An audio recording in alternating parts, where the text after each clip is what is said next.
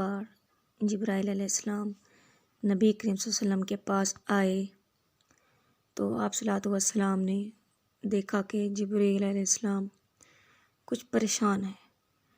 آپ نے فرمایا جبرائیل کیا معاملہ ہے کہ آج میں آپ کو غم زدہ دیکھ رہا ہوں؟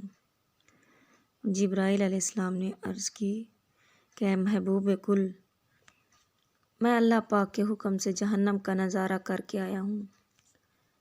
اس کو دیکھنے سے مجھ پہ غم کے آثار نمودار ہوئے ہیں۔ نبی کریم صلی اللہ علیہ وسلم نے جبرائیل علیہ السلام سے پوچھا مجھے جہنم کے حالات بتاؤ۔ جبرائیل علیہ السلام نے عرض کی جہنم کے کل 7 درجے ہیں۔ ان میں جو سب سے نیچے والا درجہ ہے اللہ اس میں منافقوں کو رکھے گا۔ اس سے اوپر والے 6 درجے میں اللہ تعالیٰ مشرک لوگوں کو ڈالیں گے۔ اس سے اوپر 5ویں درجے میں اللہ سورج اور چاند کی پرستش کرنے والوں کو ڈالیں گے۔ 4تھے درجے میں اللہ پاک آتش پرست لوگوں کو ڈالیں گے۔ 3رے درجے میں اللہ پاک یہود کو ڈالیں گے۔ 2 درجے میں اللہ تعالیٰ عیسائیوں کو ڈالیں گے۔ یہ کہہ کر جبرائیل علیہ السلام خاموش ہو گئے تو نبی کریم صلی اللہ علیہ وسلم نے پوچھا جبرائیل علیہ السلام آپ خاموش کیوں ہو گئے؟ مجھے بتاؤ کہ پہلے درجے میں کون ہوگا؟ جبرائیل علیہ السلام نے عرض کیا اے اللہ کے رسول، پہلے درجے میں اللہ پاک آپ کی امت کے گناہ گاروں کو ڈالیں گے۔ جب نبی کریم صلی اللہ علیہ وآلہ وسلم نے یہ سنا کہ میری امت کو بھی جہنم میں ڈالا جائے گا تو آپ بے حد غمگین ہوئے اور آپ نے اللہ کی حضور دعائیں کرنا شروع کی۔ 3 دن ایسے گزرے کہ اللہ کے محبوب مسجد میں نماز پڑھنے کے لیے تشریف لاتے، نماز پڑھ کر حجرے میں تشریف لے جاتے اور دروازہ بند کر کے اللہ کے حضور میں رو رو کر فریاد کرتے۔ صحابہ حیران تھے کہ نبی کریم صلی اللہ علیہ وسلم پہ یہ کیسی کیفیت طاری ہوئی ہے۔ مسجد سے حجرے جاتے ہیں، گھر بھی تشریف لے کر نہیں جا رہے۔ جب تیسرا دن ہوا تو سیدنا ابو بکر رضی اللہ تعالیٰ عنہ سے رہا نہیں گیا۔ وہ دروازے پہ آئے، دستک دی اور سلام کیا، لیکن سلام کا جواب نہیں آیا۔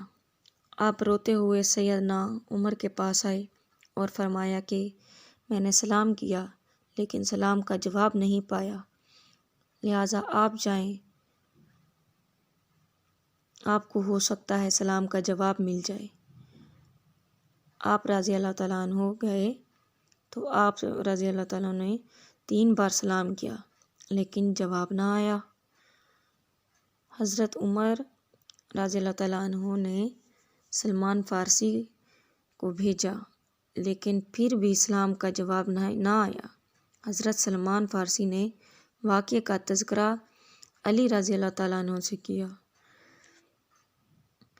تو انہوں نے سوچا کہ جب اتنے عظیم شخصیات کو سلام کا جواب نہ ملا تو مجھے بھی خود نہیں جانا چاہیے بلکہ مجھے ان کے نور نظر بیٹی فاطمہ اندر بھیجنی چاہیے۔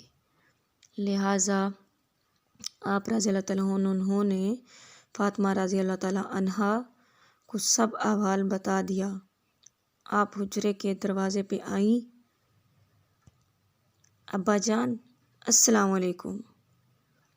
بیٹی کی آواز سن کر محبوب کائنات اٹھے، دروازہ کھولا اور سلام کا جواب دیا۔ ابا جان آپ پر کیا کیفیت ہے کہ 3 دن سے آپ یہاں تشریف فرما ہیں؟ نبی کریم صلی اللہ علیہ وسلم نے فرمایا کہ جبرائیل علیہ السلام نے مجھے آگاہ کیا ہے کہ میری امت بھی جہنم میں جائے گی۔ فاطمہ بیٹی، مجھے اپنی امت کے گناہ گاروں کا غم کھائے جا رہا ہے اور میں اپنے مالک سے دعائیں کر رہا ہوں کہ اللہ تعالیٰ ان کو معاف کر اور جہنم سے بری کر، یہ کہہ کر آپ پھر سجدے میں چلے گئے اور رونا شروع کیا، یا اللہ میری امت، یا اللہ میری امت، یا اللہ میری امت، کہ گناہ گاروں پہ رحم کر، ان کو جہنم سے آزاد کر۔ وَلَسَوْفَ يُعْطِيكَ رَبُّكَ فَتَرْضَىٰ، اے میرے محبوب غم نہ کر، میں تم کو اتنا عطا کر دوں گا کہ آپ راضی ہو جائیں گے۔ آپ خوشی سے کھل اٹھے اور فرمایا، لوگو، اللہ نے مجھ سے وعدہ کر لیا ہے کہ وہ روز قیامت مجھے میری امت کے معاملے میں خوب راضی کرے گا، اور میں نے اسے اس وقت تک راضی نہیں ہونا جب تک میرا آخری امتی بھی جنت میں نہ چلا جائے۔ لکھتے ہوئے